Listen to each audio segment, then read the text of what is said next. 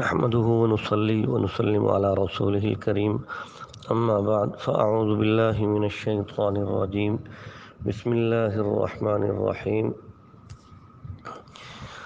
يسبح لله ما في السماوات وما في الأرض له الملك وله الحمد وهو على كل شيء قدير هو الذي خلقكم فمنكم كافر ومنكم مؤمن والله بما تعملون بصير وقال الله تعالى الذين إن مكناهم في الأرض أقاموا الصلاة وآتوا الزكاة وأمروا بالمعروف ونهوا عن المنكر ولله عاقبة الأمور. وقال رسول الله صلى الله عليه وسلم التحدث بالنعمة شكر وتركه كفر. صدق الله وصدق رسوله النبي الكريم ونحن على ذلك لمن الشاهدين والشاكرين والحمد لله رب العالمين. کافر ہے تو شمشیر پہ کرتا ہے بھروسہ، کافر ہے تو شمشیر پہ کرتا ہے بھروسہ،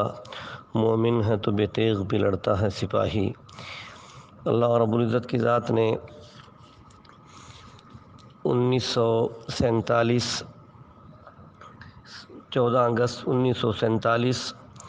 27 شب تھی رمضان المبارک کی، اور جمعہ کا دن تھا جب یہ پاکستان معرض وجود میں آیا۔ یہ اللہ رب العزت کی بہت بڑی نعمت تھی۔ 1928 کے اندر اس کا تصور پیش کیا گیا پہلی مرتبہ، جس کے تصور کے پیش کرنے والے ہمارے حکیم الامت مجدد الملت شاہ اشرف علی تھانوی رحمۃ اللہ علیہ تھے۔ انہوں نے اپنی خواہش کا اظہار کیا کہ جی چاہتا ہے کہ مسلمانوں کے لیے ایک الگ خطہ ہونا چاہیے، اور اس خطے کے اندر مسلمان اپنے مذہب کے اوپر آزادی کے ساتھ عمل کر سکیں، اور وہاں حدود اللہ نافذ ہوں، چور کے ہاتھ کاٹے جائیں، اور شرابی کو کوڑے لگائے جائیں، اور شادی شدہ زانی کو سنگسار کیا جائے، اور غیر شادی شدہ زانی کو کوڑے لگائے جائیں، رشوت خور اور سود کھانے والے کو سزا دی جائے، تو اسلام کے اوپر وہاں آسانی سے عمل ہو سکے، ایسا خطہ چاہیے۔ مولانا عبد الماجد دریابادی رحمۃ اللہ علیہ نے اس کی تفصیل ذکر فرمائی ہے۔ تو 1930 کے اندر یہی بات جو حضرت تھانوی رحمۃ اللہ نے 1928 میں فرمائی، خطبہ الہ آباد کے اندر ڈاکٹر اقبال رحمۃ اللہ علیہ نے اپنی رائے کا اظہار کیا،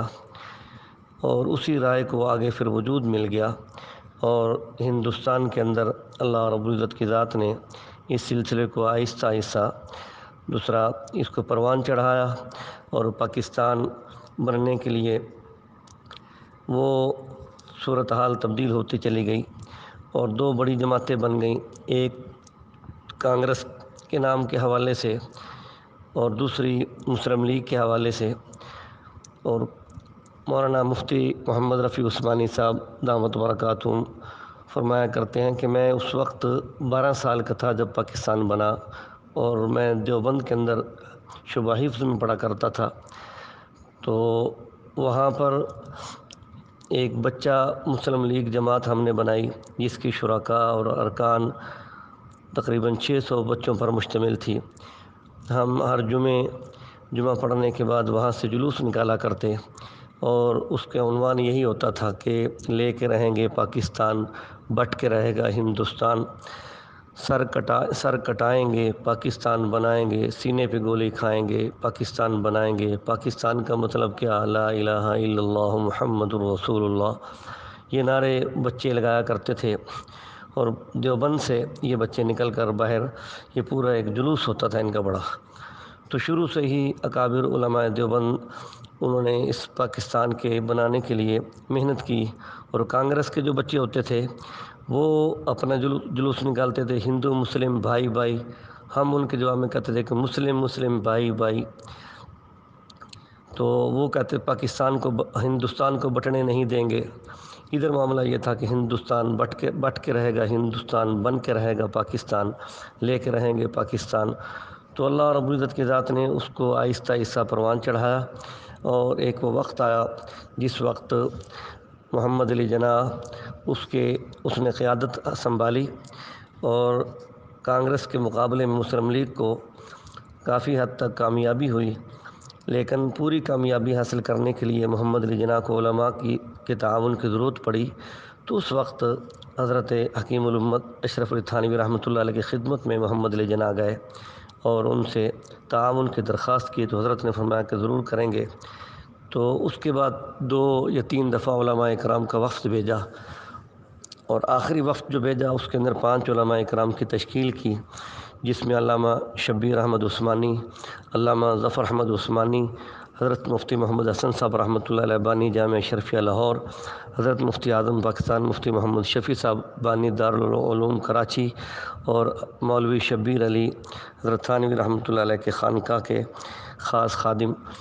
یہ 5 افراد پر مشتمل محمد علی جناح کے گھر پر ان کی تشکیل ہوئی۔ انہوں نے 5 دن رہ کر وہاں پر ان کی ذہنی اسلامی تربیت فرمائی، اور وہاں پر نماز بھی سکھائی ان کو، اور اسلام کے ارکان کا تعارف کروایا۔ اس کے بعد حضرت تھانوی رحمۃ اللہ علیہ نے فرمایا کہ بھئی اس کا تعاون کرو، اور تعاون میں علامہ شبیر احمد عثمانی کو فرمایا کہ سرحد کے علاقے کے اندر مسلم لیگ کی حمایت کی بڑی اشد ضرورت ہے، آپ صوبہ سرحد کے اندر دورہ کریں اور تمام دوسرا مسلم لیگ کے جلسوں کی کمپین کرتے ہوئے ان کی حمایت کا اعلان کریں، آپ کے شاگرد سرحد کے علاقے میں زیادہ ہیں۔ تو علامہ ظفر احمد عثمانی ان کے ذمے ان کی تشکیل فرمائی سلہٹ کے علاقے کے اندر۔ سلہٹ کا ریفرنڈم ہے، وہاں پر بھی مسلم لیگ کو کامیابی کی بڑی اہم ضرورت تھی، تو اس علاقے میں علامہ ظفر احمد عثمانی رحمۃ اللہ علیہ نے محنت فرمائی، سلہٹ، ڈھاکہ، یہ سارا ایریا۔ تو اس سلسلے میں علامہ شبیر احمد عثمانی عظیم خطیب تھے، انہوں نے ایک طوفانی دورہ کیا سرحد کا، وہاں بڑے بڑے ان کے جید علماء جنہوں نے دیوبند سے ان سے دورہ کیا، اور بڑے فاضل تھے علماء اکرام، سب کو اکٹھا کر کے تو ایک پورے سرحد کے اندر ایک بہترین محنت فرمائی، جس کے نتیجے میں الحمدللہ سرحد کے ریفرنڈم میں محمد علی جناح کو نمایاں کامیابی حاصل ہوئی۔ اور اسی طریقے سے علامہ ظفر احمد عثمانی رحمۃ اللہ علیہ نے وہاں سلہٹ کے علاقے میں خوب محنت فرمائی، تو سلہٹ کے ریفرنڈم کے اندر بھی محمد علی جناح کو خوب کامیابی ہوئی، مسلم لیگ کامیاب ہوئی۔ تو اس سلسلے میں محمد علی جناح بہت خوش تھا کہ پاکستان بنانے میں سب سے زیادہ کردار ان 2 ہستیوں کا ہے، اور دونوں اپنے اپنے مقام پر شیخ الحدیث بھی تھے، اور بڑے جید عالم تھے، محدث تھے، مفسر تھے۔ تو علامہ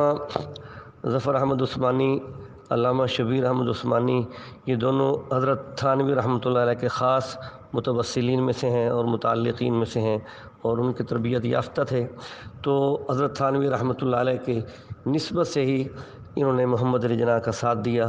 جب پاکستان بن گیا تو اس وقت پاکستان میں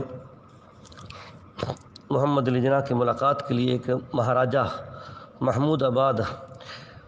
کا رہنے والا وہ محمد علی جناح کی ملاقات کے لیے آیا، اور اس نے کہا کہ آپ پاکستان کو شیعہ اسٹیٹ بنا دیں۔ تو محمد علی جناح رحمۃ اللہ علیہ نے سختی سے ڈانٹ دیا کہ خبردار آئندہ یہ بات نہ کرنا۔ تو مہاراجہ وہاں سے ناراض ہو کر چلا گیا، اور پاکستان کو وطن بنانے کی دوبارہ اس سے جرت بھی نہ ہوئی، لندن چلا گیا، اور لندن میں ہی وفات پائی اس نے، ہمیشہ کے لیے پاکستان کو چھوڑ گیا۔ محمد علی جناح نے کہا میں تو اس میں پاکستان کے اندر عمر لا لانا چاہتا ہوں، سیدنا فاروق اعظم رضی اللہ تعالیٰ عنہ کی حکومت کا نظام چاہتا ہوں میں۔ اور اسی سلسلے میں انہوں نے فوراً اقدام کیا، اور شریف الدین پیرزادہ اس کو بلا کر فرمایا کہ علامہ شبیر نعمانی کی جو الفاروق کتاب ہے اس کے 2 حصے ہیں، پہلے حصے میں فاروق اعظم کی سیرت ہے، اور دوسرے حصے میں فاروق اعظم رضی اللہ تعالیٰ عنہ کے نظام حکومت کی ترتیب ہے۔ تو دوسرے حصے کی اس کی دوسرا انگریزی میں ترجمہ کروا کر اس کو آپ نے مفت تقسیم کروایا، اور یہ اعلان کیا کہ میں پاکستان میں فاروق اعظم کا نظام لانا چاہتا ہوں۔ اس کے حوالے کے لیے ملاحظہ ہو سردار شوکت حیات خان کا بیان، روزنامہ جنگ کراچی، صفحہ نمبر 9، 20 اگست 1985 کی یہ کتاب تاریخ ہے۔ ہمارے استاد مولانا محمد امین صفدر اکاڑوی رحمۃ اللہ علیہ ان کے حوالے سے یہ ایک بات تریاق صفدر بزبان تریاق اکبر بزبان صفدر اس کے صفحہ 259 کے اوپر یہ بات موجود ہے۔ تو یہ اللہ کا احسان ہے کہ اس پاکستان کو سنی اسٹیٹ ہونے کا شرف حاصل ہے، شیعہ اسٹیٹ نہیں ہے یہ۔ اور شیعہ اسٹیٹ بنتا بھی کیسے کہ جب پاکستان کی پہلی پرچم کشائی کا موقع ہوا تو اس وقت اللہ رب العزت کی ذات نے علماء دیوبند کو عزت بخشی، اور محمد علی جناح کی نظر انتخاب وہ ان علماء دیوبند پر آئی، اور انہوں نے کہا کہ چونکہ علماء دیوبند نے خاص طور پہ تعاون کیا تھا اور مرکزی تعاون علماء دیوبند کرنے والے تھے، اس لیے انہوں نے کہا کہ پہلی پرچم کشائی 14 اگست 1947 کی مغربی پاکستان کراچی میں علامہ شبیر احمد عثمانی رحمۃ اللہ علیہ نے سے کروائی گئی، اور دوسری پرچم کشائی ڈھاکہ کے اندر مشرقی پاکستان میں ڈھاکہ میں علامہ ظفر احمد عثمانی رحمۃ اللہ علیہ سے کروائی گئی۔ ان سے دعا بھی کروائی گئی، تلاوت بھی ان کی کروائی گئی، اور ان سے پرچم کشائی کروائی گئی۔ افسوس تو یہ ہے کہ پاکستان جب سے بنا ہے 70 سال ہو چکے ہیں، پاکستان کا میڈیا علماء اکرام کا نام لینے کے لیے تیار نہیں ہے۔ اگر کوئی عام شخص یا داڑھی منڈا شخص ہوتا پہلی پرچم کشائی کرنے والا تو ضرور اس کا نام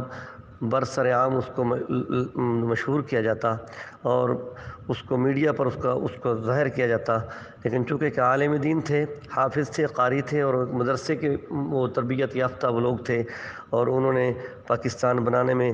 جیسا تعاون کیا، اس تعاون کے بدلے میں ان لوگوں نے ان کو ان کی عزت کی، اور ان سے پرچم کشائی کروا کے دنیا کو بتا دیا کہ پاکستان بنانے میں ایک تو عثمانی خاندان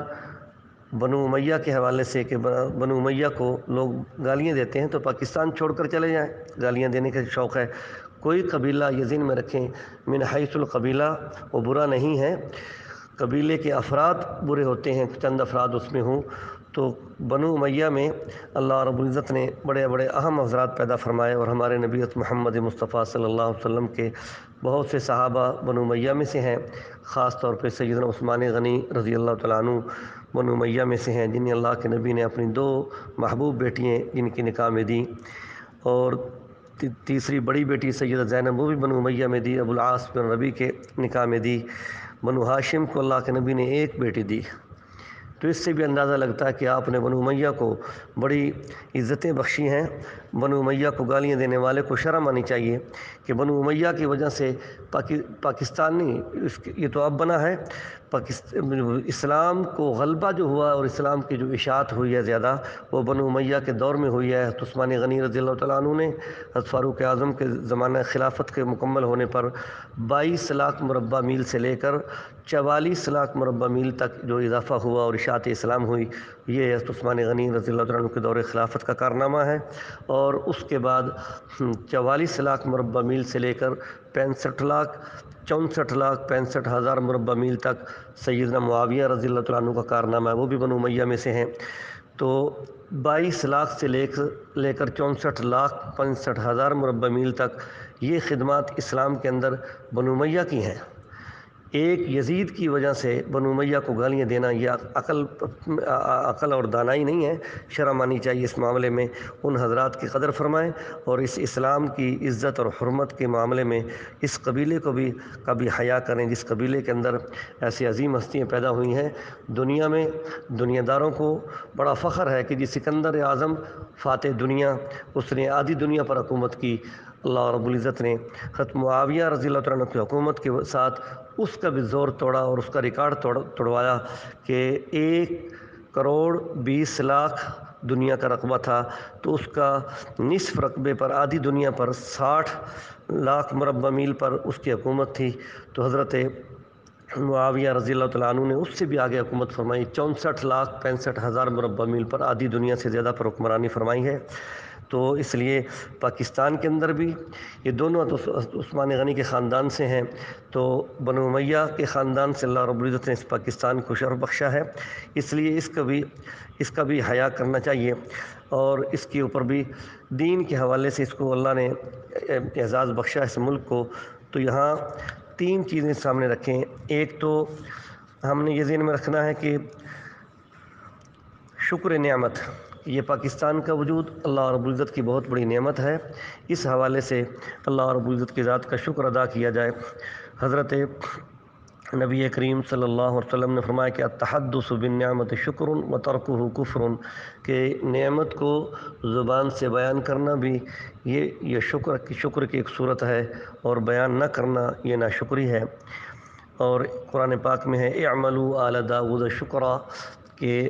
عمل کرو تم اے داؤد کے گھر والوں بطور شکر کے، یعنی اللہ کے احکام بجا لاؤ عملی شکل کے اندر۔ یہ شکل کی اعلیٰ، یہ شکر کی اعلیٰ صورت ہے۔ تو اللہ نے پاکستان عطا فرمایا ہے، اس ملک کو جس مقصد کے لیے حاصل کیا گیا تھا اس مقصد کو اللہ زندہ کرنے کی توفیق عطا فرمائے۔ مقصد یہ تھا کہ اللہ رب العزت کے دین پر عمل کرنا آسان ہو جائے، آزادی کے ساتھ اس پر عمل کر سکیں۔ یہ مقصد نہیں تھا کہ یہاں آزادی کے ساتھ گانا گا سکیں، آزادی کے ساتھ رشوت لے سکیں، آزادی کے ساتھ سود کھا سکیں، اور بینکاری کا نظام سسٹم وہ سارا سود کے اوپر چلا سکیں۔ یہ معاملہ نہیں تھا، یہ مقصد نہیں تھا۔ یہ مقصد تو وہاں ہندوستان کے اندر بھی لوگ پورا کر رہے تھے اپنا۔ تو مقصد یہ تھا کہ 5 اوقات نمازوں کی پابندی ہوگی، نماز کا نظام زندہ ہوگا، زکوٰۃ کا نظام زندہ ہوگا، دعوت و تبلیغ کا نظام زندہ ہوگا، جو قرآن پاک میں سورۃ الحج میں اللہ نے بیان کیا کہ ہم اگر کسی کو زمین میں حکومت عطا فرماتے ہیں تو اقاموا الصلاۃ، وہ نماز کو قائم رکھتے ہیں، وآتوا الزکوٰۃ، نظام زکوٰۃ زندہ کرتے ہیں، وامروا بالمعروف ونہوا عن المنکر، وہ نیکی کا حکم کرتے ہیں اور برائی سے منع کرتے ہیں۔ تو شکر نعمت کے حوالے سے ابراہیم بن ادم رحمۃ اللہ علیہ فرماتے ہیں کہ ہر آدمی جب وہ صبح کرے تو اسے 4 چیزوں کا شکر ادا کرنا چاہیے۔ ایک تو فرمایا کہ یوں کہنا چاہیے الحمدللہ الذی جعلنی من المؤمنین ولم یجعلنی ضالا، کہ تمام تعریفیں اس اللہ کے لیے ہیں جس نے مجھے ایمان والوں میں سے بنایا ہے اور مجھے گمراہ نہیں بنایا۔ دوسرا الحمدللہ الذی جعلنی من امت محمد، کہ تمام تعریفیں اس اللہ کے لیے ہیں جس نے مجھے امت محمد میں سے بنایا ہے۔ تیسرا الحمدللہ الذی لم یجعل رزقی بید غیرہ، کہ اللہ کی تمام تعریفیں اس اللہ کے لیے ہیں جس نے میرا رزق اپنے غیر کے ہاتھ میں نہیں رکھا۔ اور چوتھی بات کہ الحمدللہ الذی ستر علی عیوبی، تمام تعریفیں اس اللہ کے لیے ہیں جس نے میرے عیبوں پر پردہ ڈال رکھا ہے۔ تو بھائیو، تنبیہ الغافلین صفحہ 265 پر یہ ان کا واقعہ موجود ہے۔ اللہ رب العزت کی ذات نے بندے سے 2 چیزوں کا قرآن پاک میں مطالبہ کیا ہے، ما یفعل اللہ بعذابکم ان شکرتم وآمنتم، کہ اللہ تمہیں عذاب دے کے کیا کرے گا اگر تم اس کی نعمتوں کا شکر ادا کرو اور تم ایمان لے آؤ۔ تو ایمان اور شکر نعمت یہ اللہ کی ذات کو بڑا محبوب ہے۔ اس حوالے سے ہی اپنی زندگی کو اس انداز سے گزارا جائے کہ اللہ کی ذات کی اس نعمت کی ناشکری نہ ہو۔ اور دوسرا مقصد یہ تھا کہ مقصد آزادی بھی اس میں آ گیا۔ تیسری بات پہلی پرچم کشائی، وہ بھی اللہ رب العزت کی ذات نے علماء کرام سے کروا کے اس ملک کی تقدیر بدل دی، اور یہ نظریاتی ملک تھا اور اس کے 2 قومی نظریہ کے اوپر اس کی بنیاد رکھی گئی تھی۔ قرآن پاک میں سورۃ تغابن کے اندر اللہ رب العزت نے 2 قومی نظریہ کا ذکر فرمایا ہے کہ اللہ وہ ذات ہے جس نے تم کو وجود بخشا، تم میں سے بعض لوگ کافر ہوئے اور تم میں سے بعض لوگ مومن۔ تو کافر الگ قوم ہے، مومن الگ قوم ہے، دونوں آپس میں بھائی نہیں ہیں۔ مومن بھائی ہیں، کافر اور مومن بھائی نہیں بن سکتے۔ تو یہ پاکستان مومن کی حیثیت سے، مومن قوم کی حیثیت سے اس کو وجود ملا ہے، لہذا اس کے اندر ایمان کی محنت ہونی چاہیے، نہ کہ کفر کی محنت ہو، نہ شرک کی محنت ہو، نہ دیگر کسی غلط نظریات کی محنت ہو۔ اسلام کی جو بنیادی عقائد ہیں ان کے اوپر محنت کیا جائے، اور اس کے حوالے سے الحمدللہ دینی مدارس یہ مقصد پورا کر رہے ہیں، اور مساجد کی آبادی اس سے مقصد پورا ہو رہا ہے، اور دعوت و تبلیغ کا جو کام گلی گلی، قریہ کوچہ میں ہو رہا ہے، اور پوری دنیا اس وقت حواس باختہ ہے، کفر لرز رہا ہے دعوت و تبلیغ کے کام سے، کہ عیسائی قبائل کے قبائل مسلمان ہو رہے ہیں، یہودی پریشان ہیں، کفر پریشان ہے، مشرک پریشان ہے۔ تو یہ اللہ کی دین ہے کہ اللہ کی ذات نے یہ نعمت پاکستان کو دے رکھی ہے، اور پاکستان اس وقت پوری دنیا کے اندر قائد کی حیثیت سے کام کر رہا ہے۔ دین کے حوالے سے سب سے زیادہ محنت کا مرکز اللہ رب العزت نے اس ملک کو بنایا ہے۔ اللہ اس ملک کو نظر بد سے بچائے، اور اللہ اسے عادل حکمران نصیب فرمائے، جو یہاں نظام مصطفیٰ نبی پاک صلی اللہ علیہ وسلم کا نظام زندہ فرمائے، نظام خلافت راشدہ زندہ فرمائے، صحابہ اکرام کے حوالے سے جو نظام دنیا میں اللہ نے زندہ کیا تھا اس نظام کو اللہ وجود عطا فرمائے،